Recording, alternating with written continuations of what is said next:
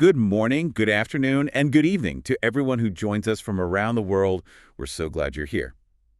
This is Andrew and Renee. Welcome to the Stacks series. Today we are exploring the chemical senses, the profound science of taste, smell, and the dawn of machine olfaction.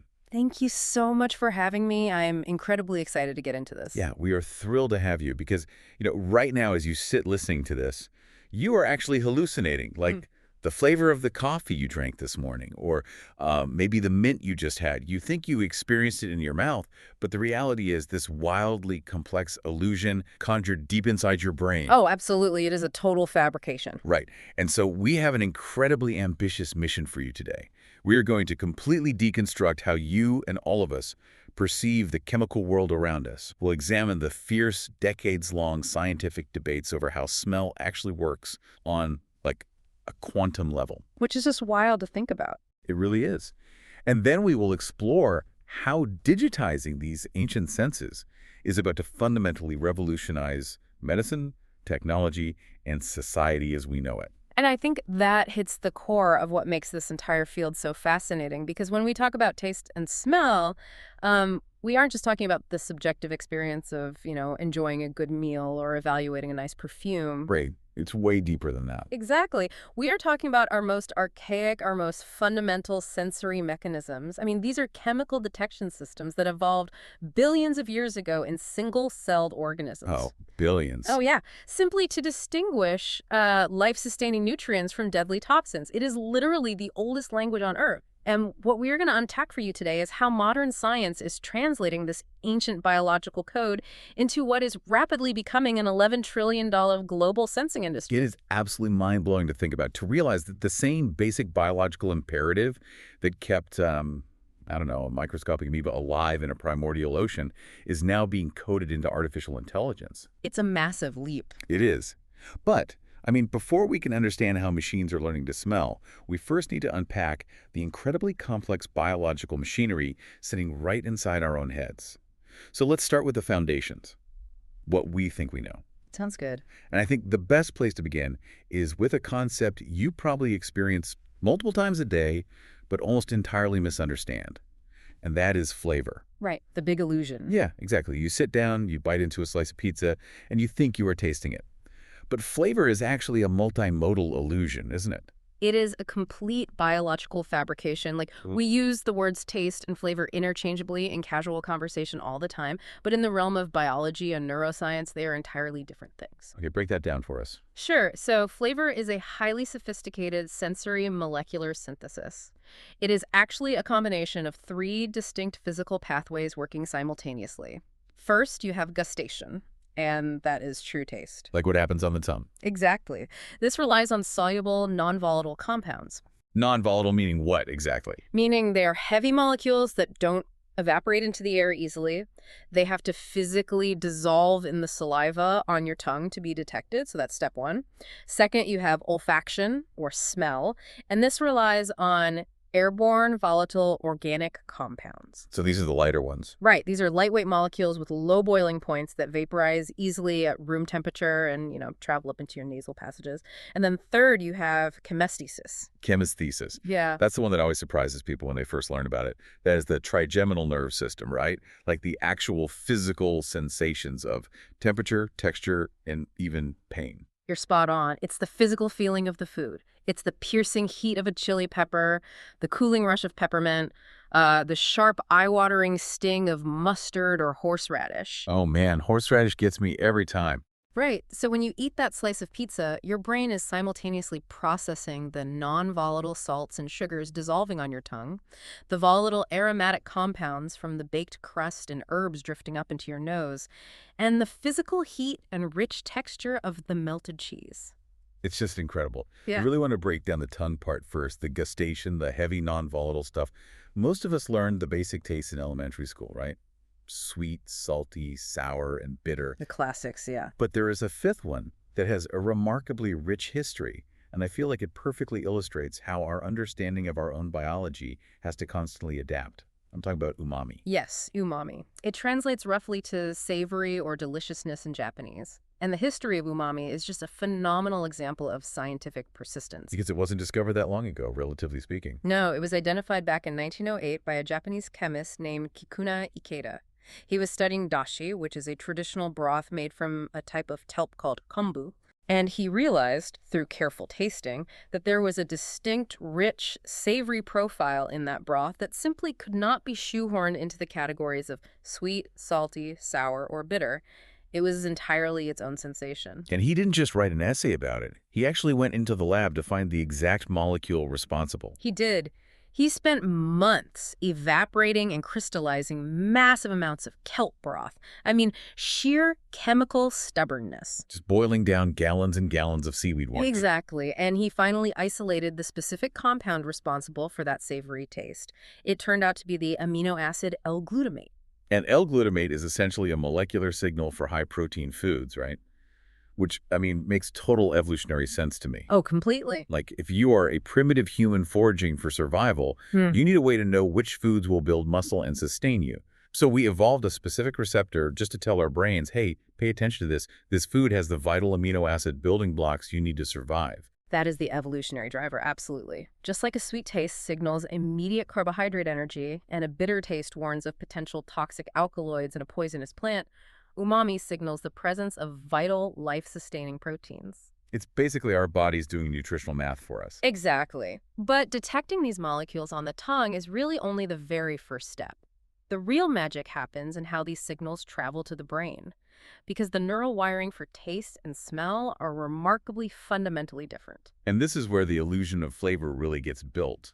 Walk us through the wiring. Like, when that L-glutamate hits my tongue, what actually happens? Okay, so when a non-volatile tastin like glutamate or sugar or salt binds to a receptor cell in your tongue, that chemical interaction is instantly encoded into an electrical action potential. A spark, basically. Right.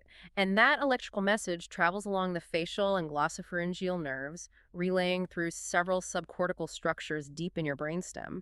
From there, it moves up to the thalamus. The thalamus. Yeah, and you can think of the thalamus as the brain's central, grand central station. Almost every sensory input goes there first to be routed. Finally, the signal arrives at the gustatory cortex, where you consciously perceive the taste. Okay, so tongue to brainstem to thalamus to cortex. Got it. But smell is the great bizarre exception among our senses. Because it skips that central relay station entirely, doesn't it? It completely bypasses the thalamus. It does. Olfactory signals travel from the olfactory bulb directly into the piriform cortex and other regions of the brain's limbic system. Wow. It's a much more direct, ancient, and primitive pathway. And this direct connection to the emotion and memory centers of the brain is exactly why a sudden whiff of a specific perfume or, the smell of rain on hot asphalt can trigger such an immediate, visceral, and emotionally charged memory before you even consciously register what the smell is. Oh, I've totally experienced that, like smelling sunscreen and instantly feeling like I'm 7 years old at the beach again. Exactly. That's the direct limbic connection. But here is the critical part for creating the illusion of flavor. There is a secondary projection from the olfactory cortex that reaches a region right behind your eyes called the orbitofrontal cortex. Okay. And guess what else projects into the orbitofrontal cortex? The taste signals from the tongue. You've got it. The orbitofrontal cortex is the biological crucible where the inputs from the tongue, the airborne aromas from the nose, and the tactile sensations from the trigeminal nerve all finally converge and fuse together. I love thinking about the orbitofrontal cortex as this, master music producer sitting in a high-end recording studio. Oh, that's a great analogy. Right. Yeah. You've got the tongue in the isolation booth laying down the heavy bass track of sweetness and saltiness. You've got the nose in another room laying down this incredibly complex, soaring vocal melody of volatile aromas. And then you've got the trigeminal nerve banging away on the drum kit, adding the percussion of heat and texture. And if you were to listen to them individually, they're just isolated audio tracks. They don't sound like a song. But this master producer in your orbitofrontal cortex takes all those separate inputs, perfectly balances the mix, adds some EQ, and outputs a single cohesive hit song that you consciously perceive as the flavor of a fresh strawberry or a piece of dark chocolate. That is a brilliant way to visualize it because you don't perceive the isolated tracks unless you really actively focus on them. I mean, if you hold your nose while eating a strawberry jelly bean, you are essentially muting the vocal tract. Right, it just tastes generically sweet. Exactly. All you perceive is the bass line, a generic, cloying sweetness on the tongue. But the moment you let go of your nose, the volatile strawberry aromatics rush up into your nasal cavity. The producer unmutes the vocal tract, and suddenly, the full, rich flavor of strawberry blooms in your mind. It's like magic. It really is. But to truly understand how those individual tracks are recorded in the first place, we need to look closer at the microphones in our biological studio. The cellular receptors, our chemical antennas. Yes, let's zoom all the way down to the microscopic level.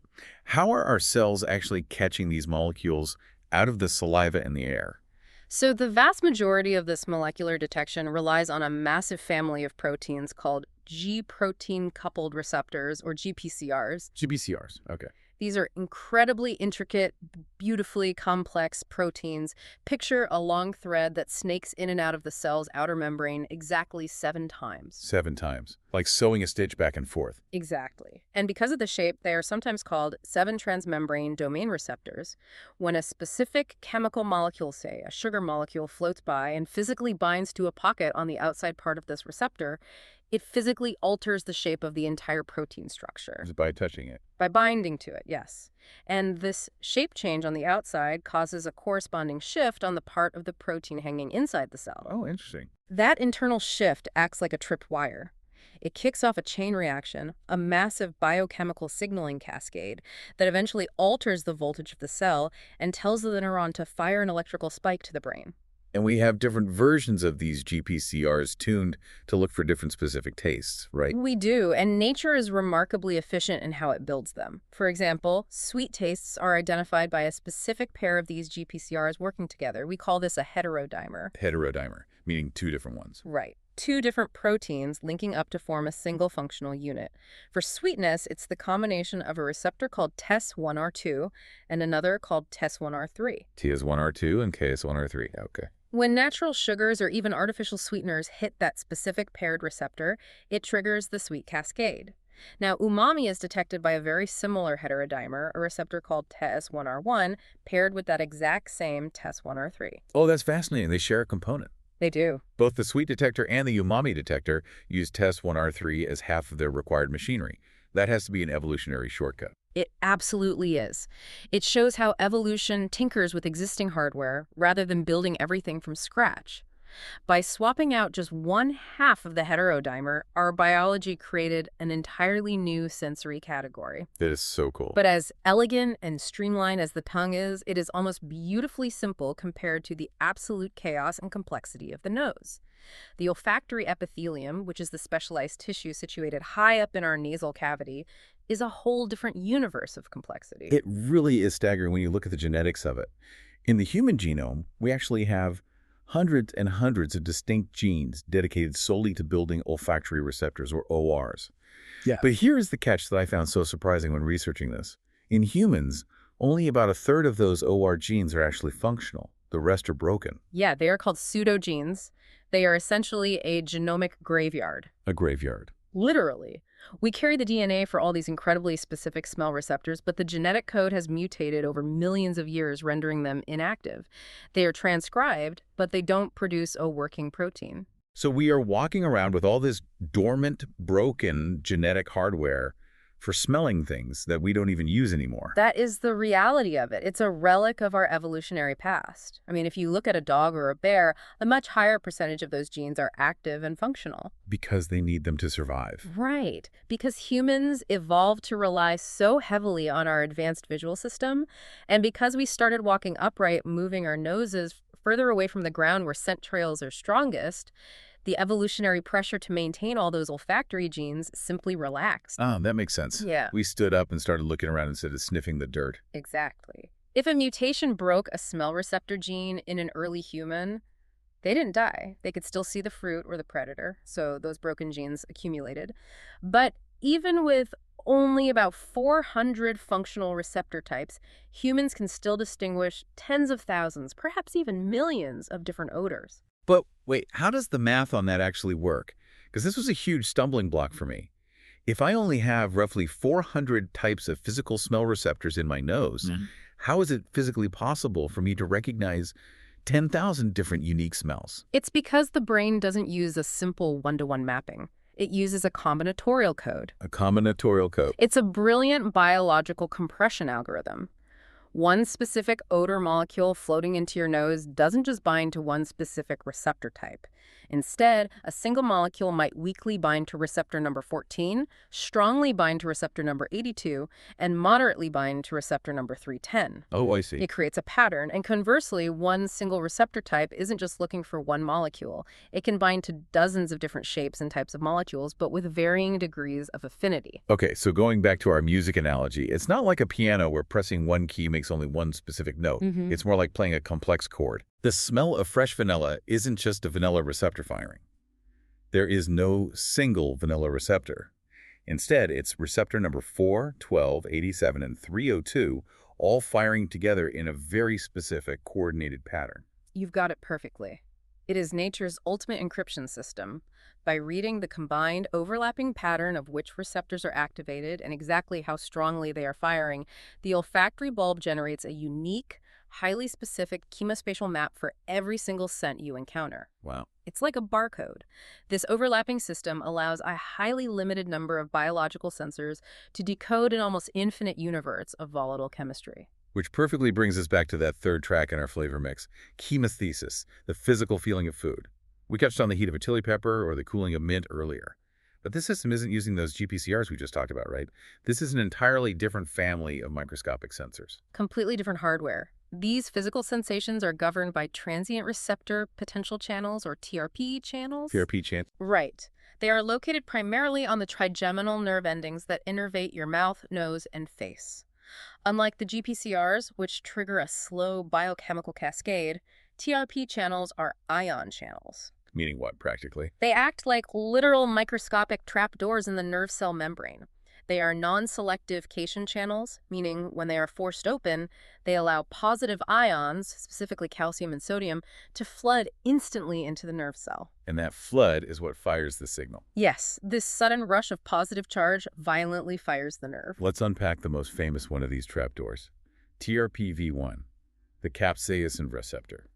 This is the one that makes spicy food spicy. TRPV1 is a marvel of biological engineering. Structurally, it is what we call a homotramer. A homotramer. Sounds intense. It does, but it just means it is constructed from 4 identical protein subunits that come together in a circle to form a central pour-the-trapdoor through the cell membrane. Imagine 4 curved pillars coming together to hold up a central skylight. Okay, I can picture that. Each of those 4 subunits has 6 transmembrane domains threading through the cell wall, with both the beginning and the end of the protein chain hanging down into the watery interior of the cell cytoplasm. Got it. Now, functionally, TRPV1 is not a flavor sensor. It is fundamentally a noxious heat sensor. In its normal default state, it sits there closed. It only opens and sends an agonizing pain signal to your brain if the physical temperature in your mouth goes above 43 degrees Celsius. Which is about 109 degrees Fahrenheit for those of us using that scale. Exactly. Its entire evolutionary purpose is to act as an alarm system, to stop you from swallowing boiling hot water or eating something that will physically burn and destroy your esophageal tissue. Okay, here is where it gets incredibly strange, and I want to make sure every single person listening really grasps this, because it literally changed how I think about eating. It's a fun one. So, when I sit down at a restaurant and eat an incredibly spicy habanero salsa, my mouth feels like it is on fire. My mouth isn't actually physically burning. The tissue isn't undergoing thermal damage. No, not even slightly. Your tissue is perfectly safe. So the receptor is literally being chemically tricked into sending a false fire signal to my brain. That is the illusion in its purest form.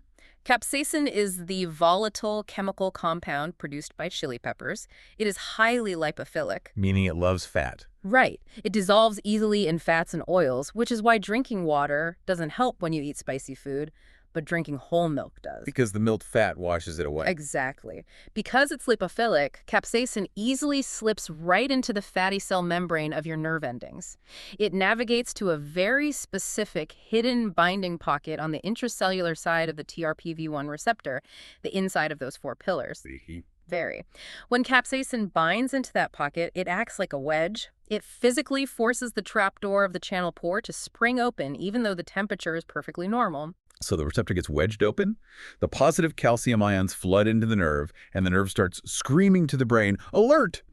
We're over 43 degrees Celsius. Tissue damage imminent," even though I'm sitting in an air-conditioned room eating salsa that just came out of the refrigerator. Bingo. Your brain interprets that electrical signal as literal, physical, tissue-destroying heat, because that is the only language that specific nerve fiber knows how to speak. Wow. It is a thermal alarm wire, and capsaicin just tripped the alarm. And there's a fascinating evolutionary arms race here, too. Oh. Yeah, chili peppers evolved capsaicin specifically to deter mammals from eating their fruit and crushing their seeds with our flat molars. But birds who don't chew, but swallow seeds whole and disperse them over miles, they have a slightly different molecular structure in their TRPV1 receptors. Let me guess, the key doesn't fit the lock. Exactly. Capsaicin doesn't fit into the bird receptor pocket. So to a bird, a habanero pepper isn't spicy at all. It's just a sweet, crunchy fruit. That is amazing. The plant engineered a chemical weapon specifically targeted at mammalian pain receptors, but gave a free pass to the birds. Nature is brilliant. It really is. And what's even more complex is how our own bodies can adjust the sensitivity of this channel, right? Yes, sensitization. TRPV1 isn't just an on-off switch, it has a volume dial.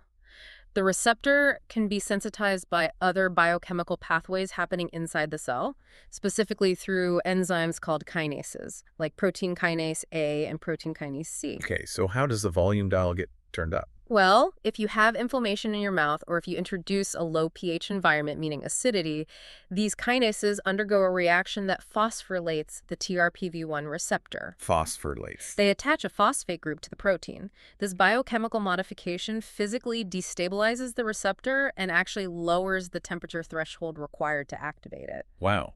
Okay, so if I accidentally bite my cheek, creating inflammation, or if I'm eating something highly acidic like a tomato-based hot sauce or a spicy ceviche with lime juice, the receptor becomes biochemically hypersensitive. Yes. The burn literally feels worse because the alarm trigger is set on a hair trigger. You've got it. That's why hot soup hurts so much if you've recently burned your tongue. And the TRP family handles our other chemical illusions with equal elegance. TRPM8 is the counterpart. It's the cold sensor. Right, the mint one. Exactly. It normally fires only when the ambient temperature drops below a chilly 26 degrees Celsius. But menthol, the active chemical in mint plants, binds directly to TRPM8 and wedges it open at normal body temperature. So your brain is flooded with a signal that your mouth is freezing cold, even though the physical temperature hasn't dropped a fraction of a degree. Precisely. And then there's TRPA1. Ah, yes, the infamous wasabi receptor. Yes. TRPA1 responds to noxious chemicals like mustard oil, the allicin compound found in raw garlic, and extreme noxious cold temperatures dropping below 17 degrees Celsius. So when you eat a huge, reckless dollop of wasabi with your sushi and get that sharp, stinging, almost electrical pain shooting straight up your nasal cavity and right between your eyes, That is the TRPA1 channel screaming at your brain to expel whatever chemical toxin you just ingested. it is just incredible to think that all our vast culinary experiences, from the agonizing pleasure of a spicy vindaloo curry to the refreshing chill of mint chocolate chip ice cream, are entirely built upon chemical hacks. Plants exploiting our body's ancient hard-coded thermal and pain warning systems. It is a beautiful biological dance, but, as perfectly mapped out as all this structural biology seems to be, the truth is, when we look closer at the fundamental physics of exactly how these receptors recognize these molecules floating by, we step right out of the textbook and into an active scientific minefield. Which smoothly brings us to the next phase of our exploration, active debate, where science disagrees. Because while we know where these receptors are, and we know what happens after they trigger, the exact physical mechanism of how an olfactory receptor recognizes a molecule in the air is the subject of one of the fiercest, most contentious, and frankly most bizarre controversies in modern biology. It is a wild ride. Let's delve into the grand olfactory debate, shape versus vibration. This is a classic bare-knuckle scientific showdown. For many decades, the absolute dominant model in olfaction, the one taught in every introductory biology class, has been the shape theory. Makes sense. It's also known in the literature as the odotope theory or the docking theory.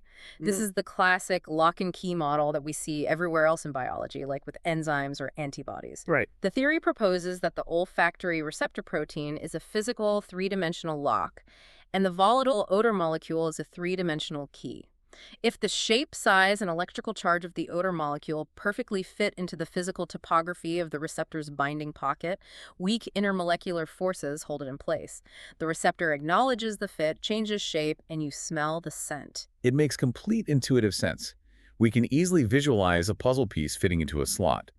But when you start really looking at the chemical data, there are some glaring, massive flaws with the shape theory, aren't there? Like, the puzzle pieces don't act like they should. There are monumental flaws that the shape theory simply cannot easily explain.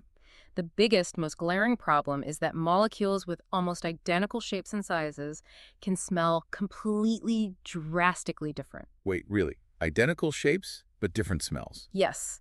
The classic example in organic chemistry is the comparison between two molecules, ferrocene and nicolecene. Ferrocene and nicolecene. Okay. Structurally, these are what we call organometallic sandwich compounds. They look like two rings of carbon atoms with a single metal atom sandwiched directly in the middle. Their shapes are virtually indistinguishable. Okay, so they are the same key. Essentially, yes. But to the human nose, ferrocene smells distinctly spicy, somewhat medicinal, sort of like camphor.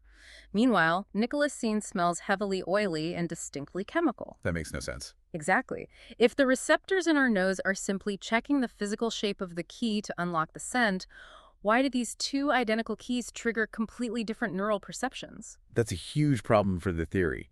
And the mystery works in the exact opposite direction, too, which is even more baffling. Oh, yeah. Like, molecules that look completely different structurally, keys that have totally different shapes, can open the exact same door and smell exactly the same.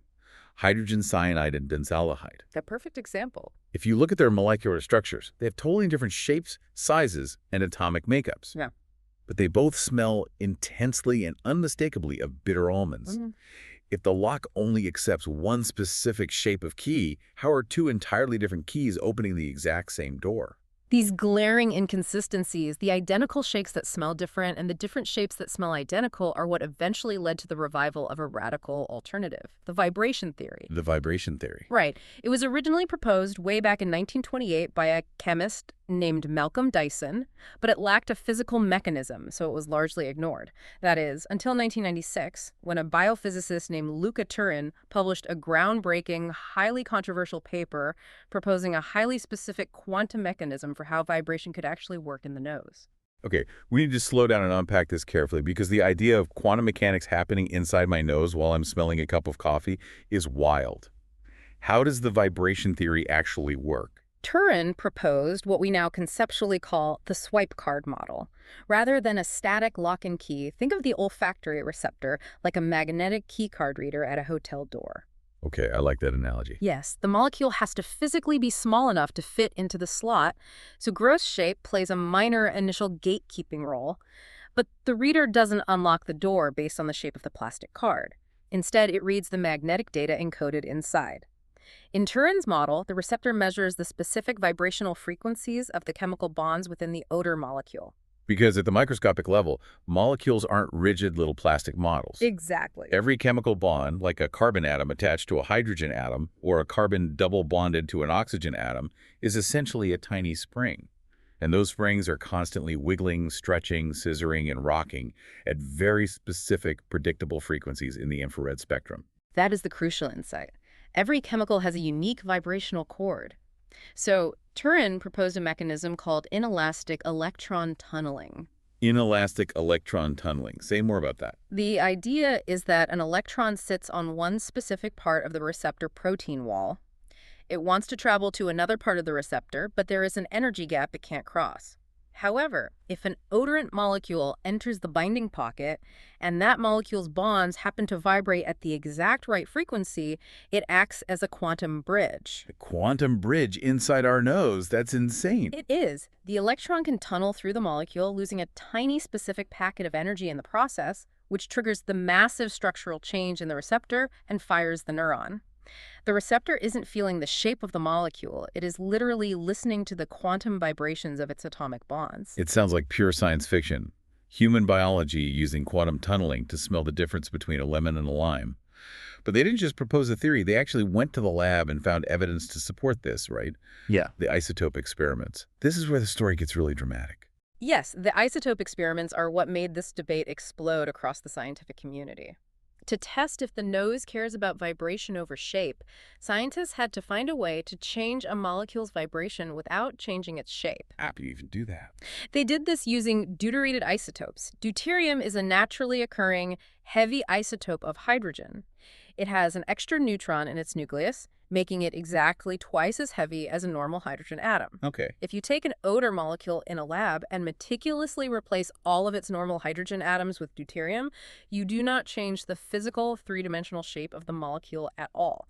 The key looks exactly the same. But because those atoms are literally heavier, the dynamics of the springs change.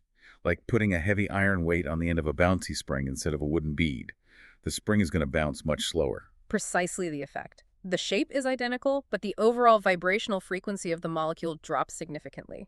According to the classical shape theory, a normal molecule and its heavy, deuterated version should smell absolutely identical because they fit into the exact same lock. Right. But according to Turing's vibration theory, because they vibrate at different frequencies, the swipe card reader should output a different result. They should smell different. So, Turing and his colleagues put this to the test.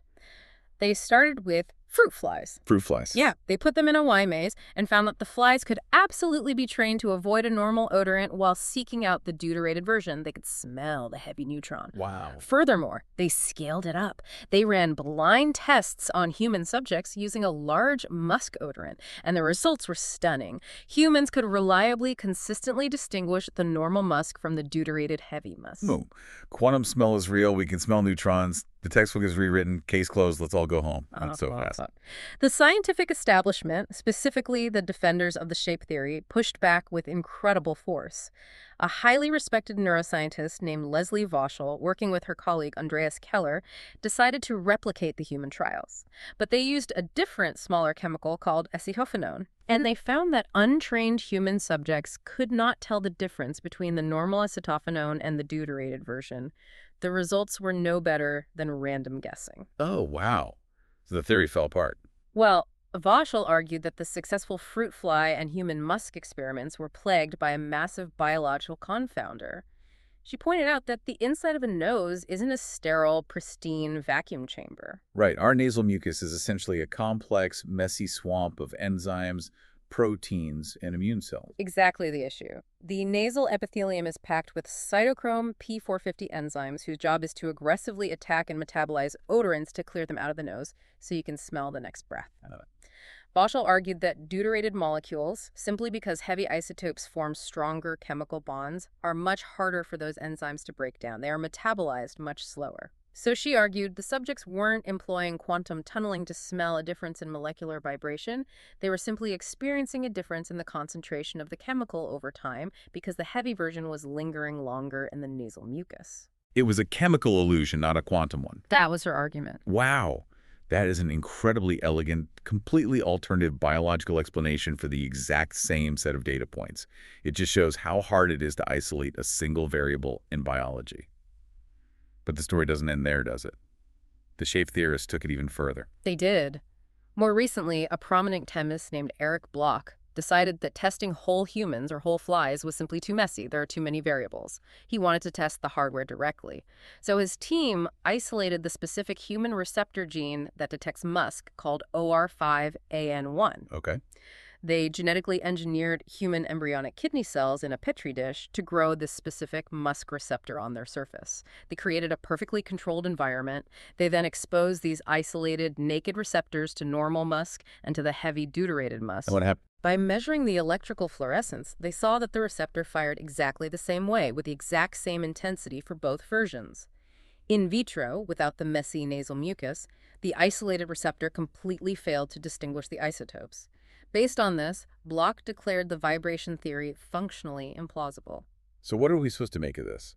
As someone trying to understand how my own body works, who is right? Does my nose use shape or quantum vibration? What is truly fascinating here isn't just the answer, but the profound philosophical divide in how we approach biology. Bloch definitively proved that a naked, isolated receptor in a sterile plastic dish doesn't care about quantum vibration. But is it scientifically fair to judge the function of a receptor in an isolated lab dish when the actual lived human experience of smell only happens in that incredibly complex, wet, messy biological soup of the nasal epithelium? That's a great point. Turin argues that by expressing an olfactory receptor in a kidney cell, you strip away the necessary accessory proteins, the scaffolding, and perhaps the very biological electron donors that are required for the quantum tunneling mechanism to function in the first place. It perfectly encapsulates the classic reductionist versus holist debate in science. The reductionist says, let's take the engine completely apart and study the piston in a vacuum to see how it works. The holist says, if you take the engine out of the car, you can't prove how the steering wheel feels on a dirt road. You lose the context that makes the system function. That's the reality of it. The debate remains hotly contested and entirely unresolved, and it serves as a beautiful, humbling reminder of just how profoundly mysterious our sense of smell remains at the most fundamental physical level. Sure. We are still trying to figure out how the lock works. But here's the crazy part. Even if we don't fully understand the physics of how the receptors read the molecules, we know for an absolute, verifiable fact that the specific receptors we inherit from our parents drastically, completely alter the physical world we experience. Oh, absolutely. Let's talk about genetic roulette. Because it turns out, you and I could be eating the exact same meal, sitting at the exact same table, smelling the exact same air, and we are experiencing two completely different, isolated chemical realities. This is one of the most remarkable and socially relevant discoveries in recent chemosensory science because we have hundreds of different olfactory receptor genes, and because these genes mutate, duplicate, and drift over evolutionary time, there are vast genetic variations between individuals. We call these single nucleotide polymorphisms, or SNPs. These are tiny single-letter typos in our DNA. But these tiny typos fundamentally rewire our sensory perception of the world. Let's ground this in something almost everyone has argued about at a dinner party. The most famous example of this sensory divergence has to be the cilantro divide. People either love cilantro, finding it fresh and vibrant, or they passionately, violently hate it, claiming it ruins the entire meal. And that argument isn't about people being picky eaters. It is entirely demonstrably genetic. Cilantro leaves naturally contain high concentrations of organic chemicals called aldehydes, specifically one called E2-dodecynyl. Okay. Now, almost everyone has a gene called OR6A2, which produces an olfactory receptor that binds to various aldehydes. But geneticists have found that up to 14% of certain populations carry a mutated variant of this specific gene. This mutation alters the shape of the receptor just enough that it becomes incredibly, overwhelmingly hypersensitive to these specific cilantro aldehydes. So for people without the mutation, the standard receptor sends a moderate, pleasant signal. Cilantro smells like a fresh, bright, slightly citrusy herb.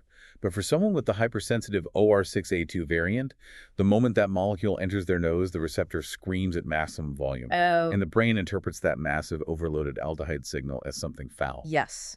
They literally perceive the intense taste and smell of dish soap, or in some cases, the pungent odor of crushed stink bugs. Stink bugs, that sounds awful. It is. And there's a chemical logic to this.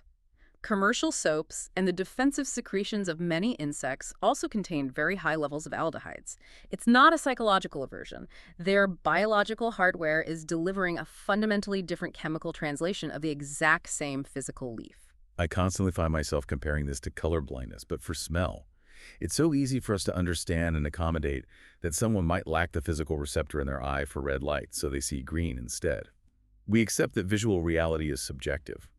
But because smell is invisible, we rarely realize that our close friends or family members might be smell blind or smell shifted to the foods we are sharing.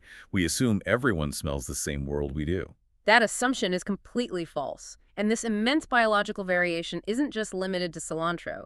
It profoundly affects luxury goods and industries, too. Take the musk mystery. Okay, what's the musk mystery? Musks are large, heavy, macrocyclic molecules. For a century, they have been used as the foundational base notes in almost all commercial perfumes because they linger on the skin. Researchers recently looked at the gene OR5AN1, which encodes one of the primary human musk receptors. They found a surprisingly common variant in the human population, where a single amino acid in the protein chain is swapped. A leucine molecule is replaced by a phenylalanine molecule at position 289 of the protein. We call this the L289F variant. A single microscopic building block in a massive protein is swapped. And what does that tiny change actually do to the person's perception? It drastically intensely increases the receptor's efficacy. People who are homozygous for this L289F variant, meaning they inherited the sensitive version from both their mother and their father, have a significantly lower detection threshold for musk. They find macrocyclic musks, like the synthetic chemical exaltalide, to be intensely strong, sometimes overwhelmingly so. Meanwhile, someone sitting right next to them who has the standard reference genome might have what we call a specific anosmia. They might barely be able to smell the musk at all. Think about the implications of that for a second. A master perfumer might spend months designing a fragrance that they perceive as subtle, elegant, and perfectly balanced. But to a customer who happens to carry the L289F variant, that exact same bottle of perfume smells absolutely overpowering, obnoxious, and cheap. That is exactly what happens. It's why perfumers often have to blend multiple different types of musk molecules into a single fragrance, hoping to hit at least one receptor that the customer has a working gene for. And the researchers uncovered a truly bizarre genetic linkage during this study. Oh, really? Yeah, the highly sensitive L289F variant of the musk receptor gene is genetically linked on human chromosome 11 to an insensitive variant of an entirely different receptor gene called OR5A1. Wait, genetic linkage? Meaning because they sit physically close together on the DNA strand, they get passed down together as a package deal. What does OR5A1 detect? It detects beta-ionon. Beta-iono is a very common key aromatic compound responsible for the delicate floral smell of violets, and it's present in many foods and wines. Because these genes are linked, if you inherit the genetics to be highly sensitive to musk, you are simultaneously genetically predisposed to be highly insensitive to the floral smell of beta-ion. That is wild to think about. Your biological ability to smell the heavy, rich base notes of a musk perfume practically guarantees that you cannot fully appreciate the delicate, high-treble floral notes of a violet flower. It's a sensory trade-off coded directly into your DNA. We truly are walking around interacting with each other while living in distinct, highly personalized sensory bubbles. We absolutely are, and this immense biological variation isn't just limited to the complex world of smell. It applies to our basic tastes on the tongue, too, which brings us to one of the most groundbreaking, long-awaited recent discoveries in our entire field, the frontiers of sour taste. I have to admit, this one totally blew my mind when I was reading through the source material. Because for years, we knew the exact GPCR receptors for sweet, bitter, and umami. We mapped them. But sour was this glaring, gaping hole in our basic biological knowledge. We literally did not know the mechanism for how the human tongue tasted acid. It was a massive mystery that frustrated the field for decades. Scientists spent years guessing and testing different known ion channels. They thought acid involves protons, so let's look at proton channels. They tried acid-sensing ion channels, or ASICs. They tried HCN channels. They tried a very promising channel called PKD2L1. And none of them works. None of them. Every single time they published a paper thinking they had finally found the elusive sour receptor, and every time subsequent knockout experiments proved them wrong. They would genetically engineer a mouse without the PKD2L1 channel, give the mouse sour water, and the mouse would still pucker and react to the sour taste. The hardware was hiding somewhere else. Until quite recently, 2018. Yes, a massive breakthrough. In 2018, a team led by researcher YH2 published a landmark paradigm-shifting paper. They used advanced RNA sequencing on individual single taste cells from the tongue to hunt for unknown transmembrane proteins. They weren't looking at the usual suspects anymore, and they discovered a gene called otopetrin-1, or OTOP1. And what makes OTOP1 so special? What does it actually do? It turned out to form an entirely new, previously completely unknown class of proton-selective ion channels. When you eat something acidic, like biting into a wedge of lemon or drinking vinegar, you are introducing a massive concentration of free protons or hydrogen ions into the saliva in your mouth. Right. The OTOP1 channel sitting on the surface of your type 3 taste receptor cells is perfectly evolutionarily tailored to act as a funnel. It lets those protons flow directly from your saliva through the cell wall and into the interior of the taste cell. So the acid literally enters the physical space inside the cell. It does. And when those protons enter, they cause a rapid drop in the intracellular pH. The inside of the cell suddenly becomes highly acidic. This internal acidity then does something brilliant. It acts as an internal inhibitor on a completely different channel located elsewhere on the cell membrane, a potassium channel called KIR2.1. Okay, let's unpack that two-step process to make sure we've got the mechanics right. If the KIR2.1 channel gets blocked from the inside by the acid, What happens to the cell? Normally, in a resting state, positively charged potassium ions slowly leak out of the KIR 2.1 channel to keep the overall electrical state of the cell at a resting negative voltage. It's an exhaust vent. An exhaust vent, okay. When the protons from the lemon enter through OTOP1 and slam the KIR 2.1 exhaust vent shut, the positive charge gets trapped inside the cell and builds up rapidly. This causes a massive spike in voltage. It rapidly amplifies the cell's depolarization. The voltage hits a critical threshold, the cell fires an intense action potential to the brain, and bam, you experience that sharp puckering sensation of sour. It is an incredibly elegant, almost Rube Goldberg-esque two-step mechanism. The proton enters through the new specialized front door, which is OTOP1, alters the internal environment, locks the old exhaust door, KIR 2.1, and that trapped pressure sets off the electrical alarm.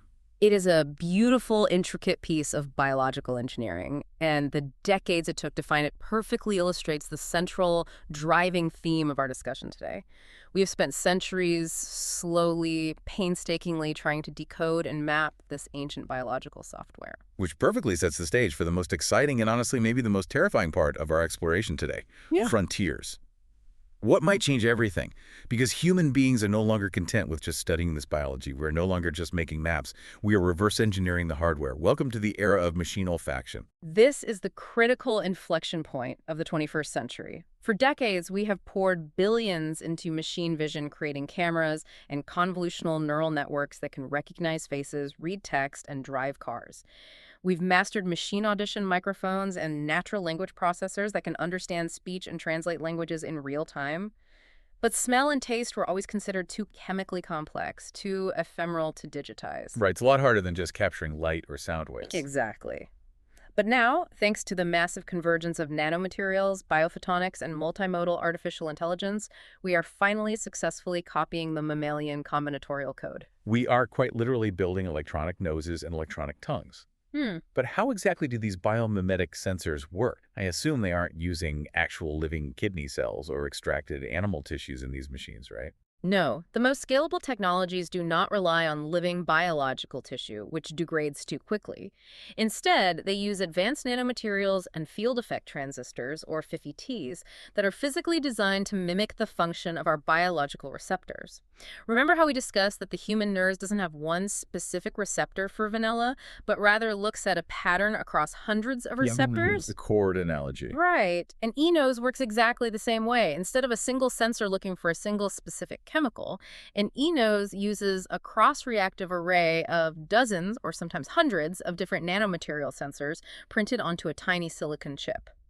When a puff of air full of volatile organic compounds hits that array, the molecules interact weakly with the different nanomaterials. Some molecules stick to sensor 4, some change the electrical resistance of sensor 12.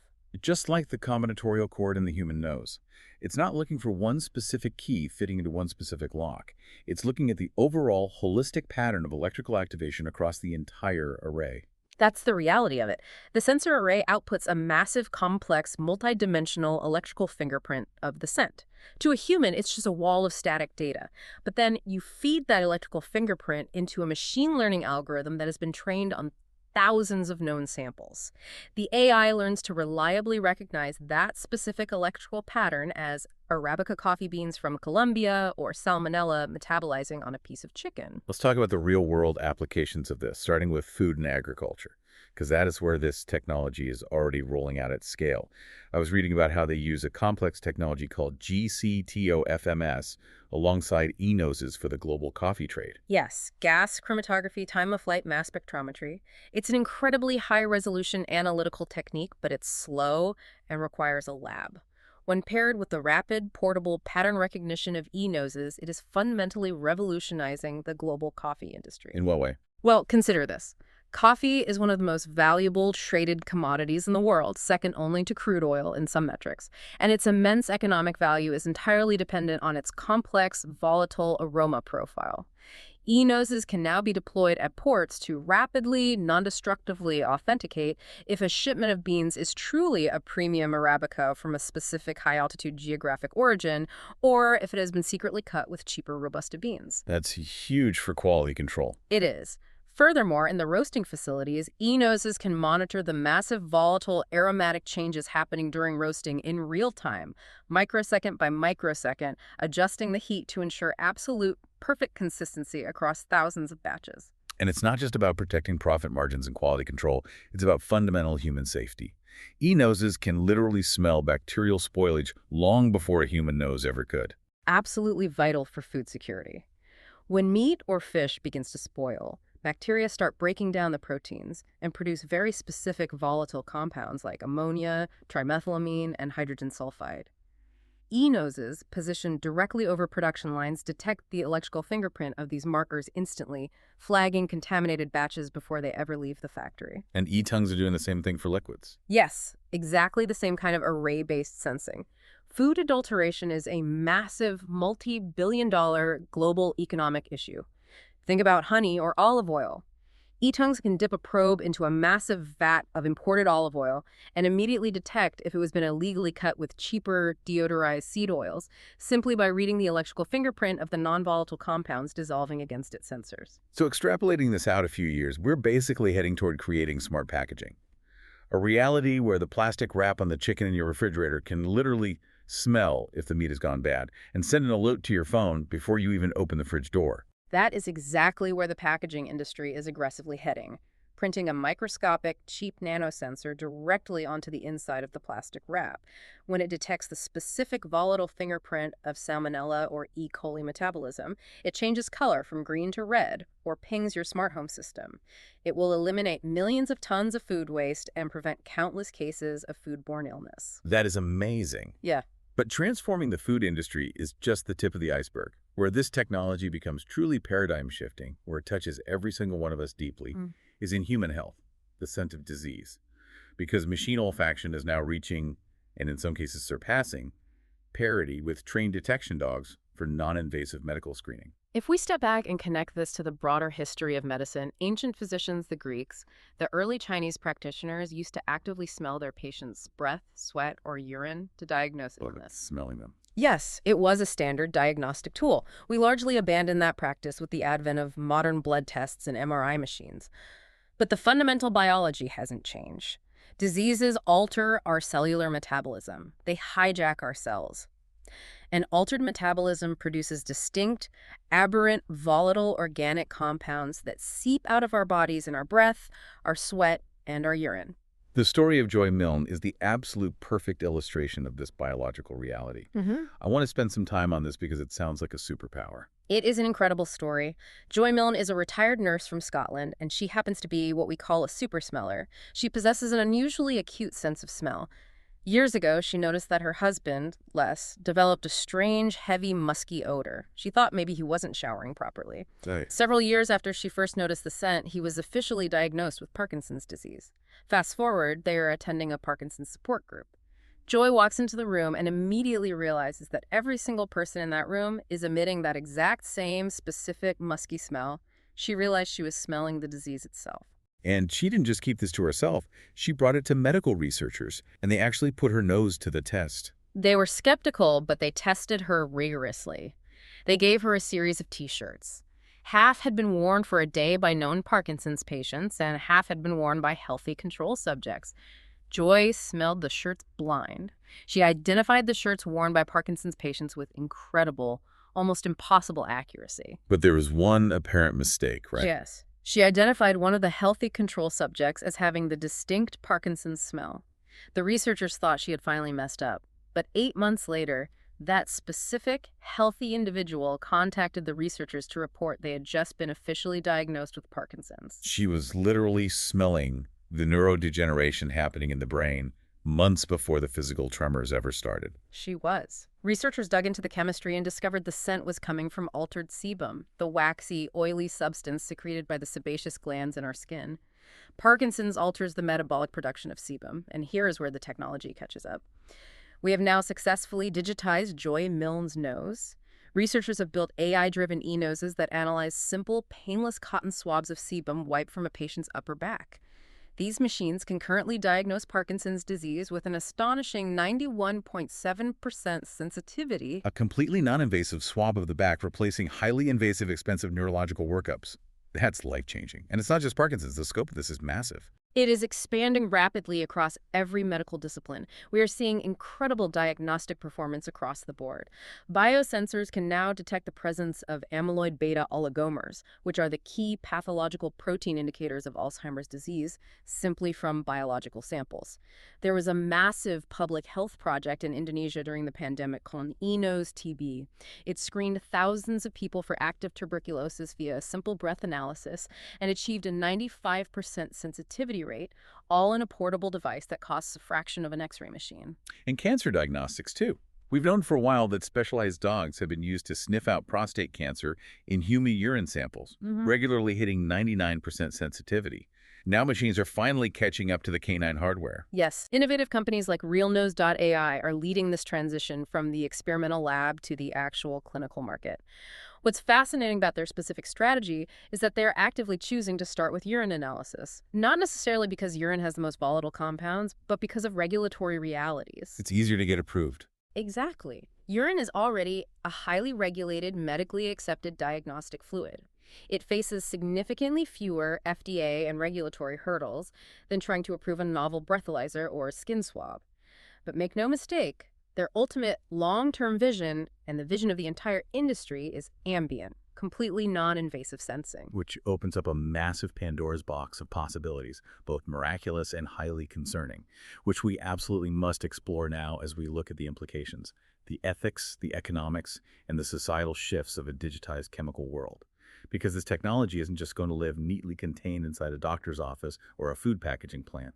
Let's start with how this deep chemical understanding is fundamentally changing pharmacology, healing through our knowledge of taste and pain. This brings us all the way back to those TRP channels we discussed earlier, specifically TRPV1, the capsaicin receptor that makes peppers hot.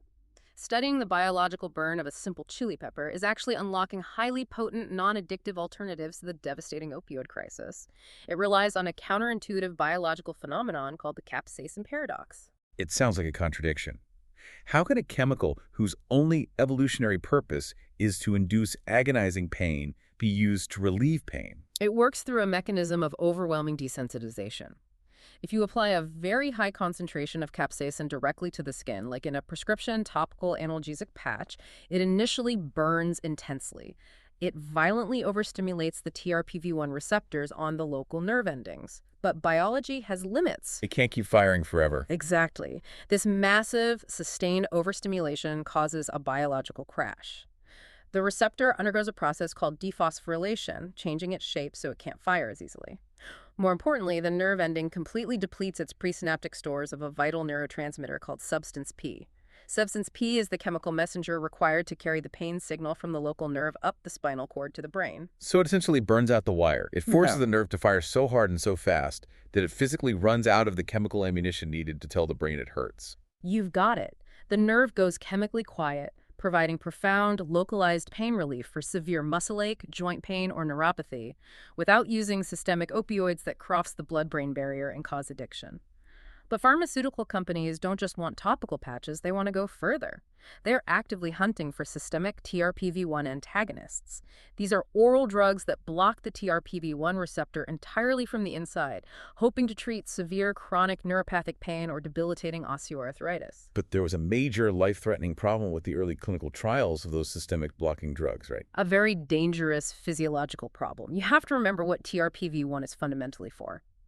It is our body's core heat sensor. When researchers gave patients early systemic TRPV1 antagonists, it effectively cured their pain, but it completely systemically blocked the body's ability to sense its own core temperature. Oh, that sounds bad. Very bad. The body literally didn't know it was getting hot, so the autonomic nervous system didn't trigger sweating or dilate blood vessels to cool the skin down. Patients developed severe hyperthermia. Their body temperatures spiked dangerously high just from taking a brisk walk. So you successfully fix the chronic pain, but you accidentally boil the patient alive from the inside because their thermostat is broken. Exactly the risk. It was a massive setback, and it halted systemic clinical trials for years. But the science evolved. Recently, new, highly selective antagonists like a drug called NEO-6860 have been developed. These new molecules seem to thread the needle. They block the specific pain signaling pathways of TRPV1 without causing severe temperature dysregulation. If these pass final trials, it will represent a massive, non-addictive breakthrough for chronic pain management. It's an incredible narrative arc that the path to potentially replacing fentanyl and oxycodone started with understanding the molecular defense mechanism of jalapeno. But let's zoom out to the macroeconomic scale. We are talking about taking these microscopic olfactory and gustatory sensors and embedding them into the Internet of Things, the IoT, building a planet-wide molecular awareness. The economic projections for this integration are staggering. Major analytical firms like McKinsey project the total economic value of the IoT market to reach between $3.9 and $11.1 trillion per year by the end of the decade. And machine olfaction provides an entirely new, deeply revealing layer of data for that global infrastructure. We aren't just putting optical cameras on street corners or microphones and smart speakers anymore. We are putting electronic noses into the very fabric of smart cities. What does a city government or an urban planner do with a network of e-noses? Unprecedented high-resolution urban mapping. Right now, a city measures air pollution with a few large, expensive, clunky sensors scattered miles apart across the metropolis. Millions of distributed, cheap micro-e-noses could provide block-by-block, real-time 3D mapping of dangerous ozone, benzene, and ammonia levels. Wow. You could visually track how toxic industrial scent plumes move through urban canyons between skyscrapers.